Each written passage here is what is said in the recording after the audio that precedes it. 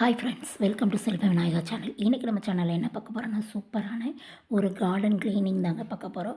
நம்ம கார்டனை நல்லா ஃபுல்லாக க்ளீன் பண்ண போகிறோம். நம்ம கொஞ்சமான செடி தான் வச்சுருக்கோம். அதையே நல்லா க்ளீன் பண்ணி வச்சுக்கலாம் அப்படிங்கிறதுக்காக சைடில் இருக்கக்கூடிய பூத்தொட்டியெல்லாம் தூக்கி சைடில் வச்சுட்டேன். மேலே தூக்கி வச்சுட்டு இங்கே எக்ஸ்ட்ரா நிறைய செடிகளாக வளர்ந்துருந்தது. எக்ஸ்ட்ரா செடி அதை ஃபுல்லாக பிடுங்கி போட்டாச்சு.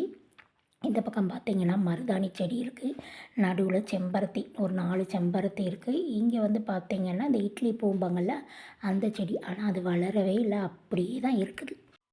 ஒரு சின்னதாக ஒரு துளி மழை விழுந்தால் கூட போதும், இந்த புல்லெல்லாம் அப்படி முளைச்சிருது. இப்போ தான் 2 வாரத்துக்கு முன்ன குட்டி தான் இந்த எக்ஸ்ட்ரா புல் அதெல்லாம் பிடுங்கி போட்டு ஃபுல்லாக க்ளீன் பண்ணி வெட்டி, இந்த தண்ணி பாய்ச்சறதுக்கு தண்ணி இறங்குறதுக்காக குழி தோண்டி செடியை சுற்றி பாத்தி மாதிரி போடுறது அதெல்லாம் தோண்டி போட்டு எக்ஸ்ட்ரா இருக்கக்கூடிய புல் எல்லாம் பறித்து போட்டேன். அதுக்குள்ளே பார்த்திங்கன்னா இப்போ வந்து பிடுங்க கூட முடியாத அளவுக்கு குட்டி குட்டி குட்டி குட்டி குட்டி புல்லாக முளைச்சிருக்குது. அதுவும் இல்லாமல் இந்த பக்கம் பார்த்திங்கன்னா சங்குப்பூ வச்சுருக்கோம். அந்த கொடி என்ன செய்யுதுன்னு பார்த்திங்கன்னா பக்கத்தில் உள்ள செடியில் போய் சுற்றி சுற்றி சுற்றி சுற்றி படருது. நானும் வெட்டி வெட்டி வெட்டி வெட்டி விட அது சுற்றி சுற்றி படர இதே வேலையாக போச்சு. திரும்ப திரும்ப எத்தான் பண்ணிகிட்ருக்கேன். ஒரு வாரத்துக்கு ஒருக்க இதை எடுத்து எடுத்து போடலைன்னா அந்த அளவுக்கு புதறு மாதிரி வந்துடுது. பூச்சி வந்துடுமோ அப்படின்ற பயத்திலே ஃபுல்லாக க்ளீன் பண்ணி போட வேண்டியதாக இருக்குது.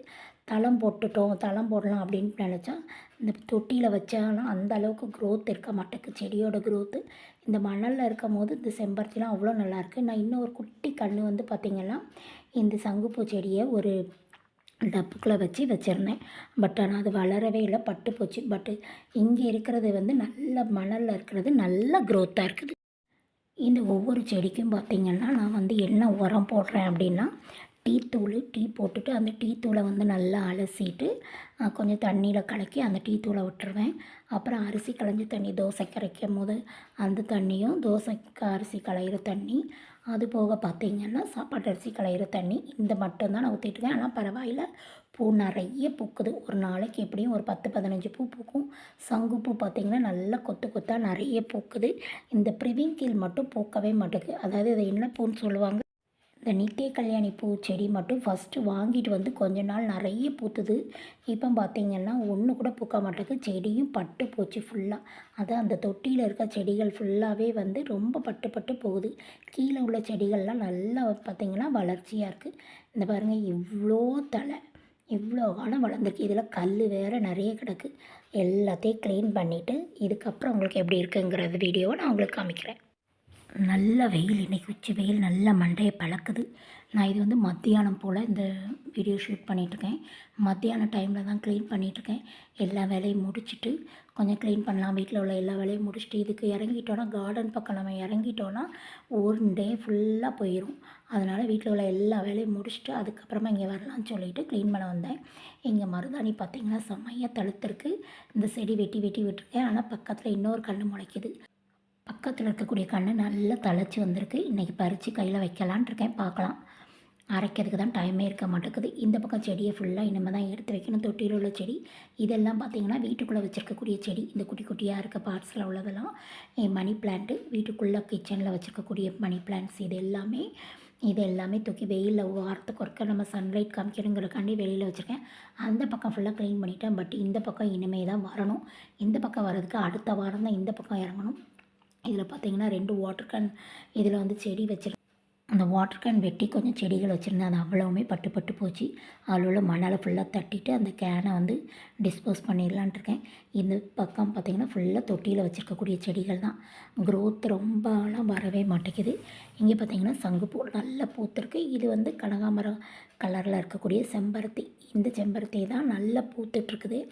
இதில் தான் பார்த்திங்கன்னா ரோஸ் கலர் செம்பருத்தி செடி வந்து ஒட்டி போகிறதுனால அந்த ரோஸ் பூக்கிறதே இல்லை. 2 செடி ஒட்டி போனால் பூக்காதா என்னங்கிறது சரி எனக்கு தெரியலை. தெரிஞ்சவங்க கமெண்ட் பாக்ஸில் கமெண்ட் பண்ணி. நம்ம க்ளீன் பண்ணி முடிச்சிட்டோம். நல்லா குப்பையெல்லாம் தள்ளியாச்சு. கொஞ்சம் அதான் நம்மளால் எவ்வளோ முடியுமோ அந்த அளவுக்கு தான் க்ளீன் பண்ணியிருக்கோம். அதுக்குள்ளேயே ரொம்ப டயர்டாயிட்டு. ஸோ இந்த பக்கம் க்ளீன் பண்ணனால இந்த மேலே இருக்கக்கூடிய தொட்டிகளை ஃபுல்லாக இதுக்கு கீழே, இந்த தளத்துக்கு கீழே எடுத்து வச்சாச்சு. நல்லா இதுக்கு தண்ணியும் ஊற்றி வச்சிட்டோன்னா நல்லா பூத்துட்ருக்கும், தழைச்சிட்ருக்கும். இதெல்லாம் வந்து பட்ரோஜா செடிகள். இதுக்கு இந்த பக்கம் இருக்கலாம் 3 தொட்டி. 1 மணி பிளான்ட்டு, 1 ரோஸ் செடி. ஃபஸ்ட்டு இருக்கிறது வந்து நித்திய கல்யாணி பூ.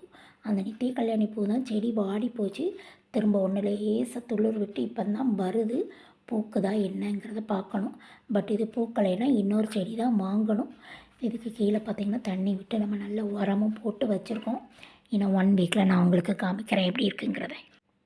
இப்போ இந்த தொட்டியெல்லாம் தூக்கி வச்சக்கப்புறம் இந்த இடமே அவ்வளோ ஒரு அழகாயிட்டு க்ளீன் பண்ணி இந்த தொட்டியெல்லாம் வச்சோடனே இந்த பக்கம் லாஸ்ட்டு வந்து பார்த்திங்கன்னா இந்த பக்கத்துக்கு அடுத்த வாரம் தான் வரணும். எல்லா புல்லும் வந்து வெட்டுற மாதிரி கூட இல்லை, கொஞ்சம் குட்டி குட்டியாக தான் இருக்குது. இன்னொரு நாள் வந்து அடுத்த வாரத்தில் இந்த பக்கத்தில் உள்ளது ஃபுல்லாக நீட்டாக க்ளீன் பண்ணி எடுத்து போடணும். இதுக்கு நேரம் என்றைக்கு வரப்போகுதுன்னு தெரில, அன்னைக்கு க்ளீன் பண்ணிக்கலாம். இந்த வாட்டர் கேனை தான் தூக்கி தூர போடலான்ட்டு இருக்கிறேன். அந்த வாட்டர் கேனில் வந்து செடி க்ரோத்தே ஆக மாட்டேங்குது. ஸோ அதை மணலை எடுத்துகிட்டு அதை தூர போடணும். Thank you friends. இந்த வீடியோ, இந்த கார்டனிங் வீடியோ உங்களுக்கு பிடிச்சிருந்ததுன்னா நம்ம சேனலை லைக் பண்ணி சப்ஸ்கிரைப் பண்ணி உங்கள் ஃப்ரெண்ட்ஸ் அண்ட் ஃபேமிலிக்கும் ஷேர் பண்ணி நம்ம சேனலுக்கு சப்போர்ட் பண்ணுங்கள் ஃப்ரெண்ட்ஸ். இதை மாதிரி கார்டனிங் வீடியோஸ், கார்டனிங் டிப்ஸு, உங்களுக்கு எந்த டிப்ஸ் தெரிஞ்சாலும் நம்மளுக்கு ஷேர் பண்ணுங்கள். நம்ம சப்ஸ்கிரைபருக்கும் எனக்கும் யூஸ்ஃபுல்லாக இருக்கும். தேங்க்யூ. Take care.